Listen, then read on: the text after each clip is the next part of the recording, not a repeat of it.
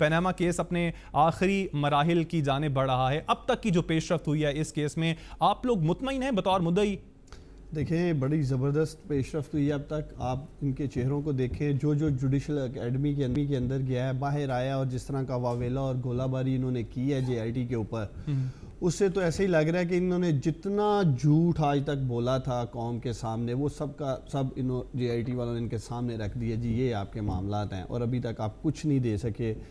और बिलखसूस मैं इसहाक डार साहब की बात करना चाहता हूँ। वो तो आलमोस्ट रो रहे थे जब बाहर आए थे, और मुझे लग रहा है कि वो जो उनका 164 के तहत स्टेटमेंट था वो सारा उन्होंने सामने रखा है। फिर वो जो उस वक़्त की इन्वेस्टिगेशन रिपोर्ट्स थी, तो वो जो सारा कुछ उन्होंने देखा है, और उसमें मुझे लग रहा है कि वो उसी चीज़ को लेके। लेकिन सर ये तो इसहाक डार साहब की बात होगी। मरियम नवाज़ के हवाले से ही बात करना चाहूँगा। जब वो JIT के सामने पेश होने के बाद बाहर आई तो एक डिफरेंट पिक्चर आई पाकिस्तान मुस्लिम लीग नून की, नवाज शरीफ की फैमिली की, और ये कहा गया उनके बारे में कि नई लीडरशिप के तौर पर ये सामने आ रही हैं, और जो कुछ जिस कॉन्फिडेंस से उन्होंने बाहर आके तकरीर की वो भी मीडिया में काफ़ी डिस्कस की जा रही है। तब्दीली एक ही थी।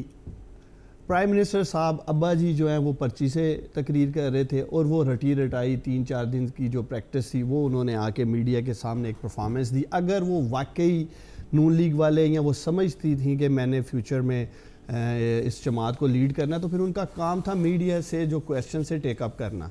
आपने देखा मीडिया के जो सहाफ़ी थे वो बार बार उनसे सवाल करना चाह रहे थे। मनी ट्रेल पे वो कह रही थी 1 मिनट, और फिर बाद में उन्होंने कोई सवाल लिए बगैर वो चली गई। तो ये तो एक स्क्रिप्ट था, एक मैं कहना चाहूँगा कि उन्होंने एक सेट प्रोग्राम किया। असल बात जो उन्होंने की मैं उस पर आना चाहता हूँ। वो गई कि मेरा नाम नहीं है, हालांकि वो रिस्पोंडेंट नंबर 6 है इस केस में, और हमें पता नहीं है कि हमारे ऊपर इल्ज़ाम क्या है। देखिए कामरान वो कहती हैं कि हमारे ऊपर इल्ज़ाम क्या है, यही कह रही है ना, आप चलाएं। मैं उन्हें बताता हूँ उन पे क्या इल्ज़ाम है। पूरी कौम जानती है कि इनके ऊपर एसेट कंसीलमेंट का इल्ज़ाम है, करप्शन का इल्ज़ाम है, मनी लॉन्ड्रिंग का इल्ज़ाम है, पर्जरी का इल्ज़ाम है।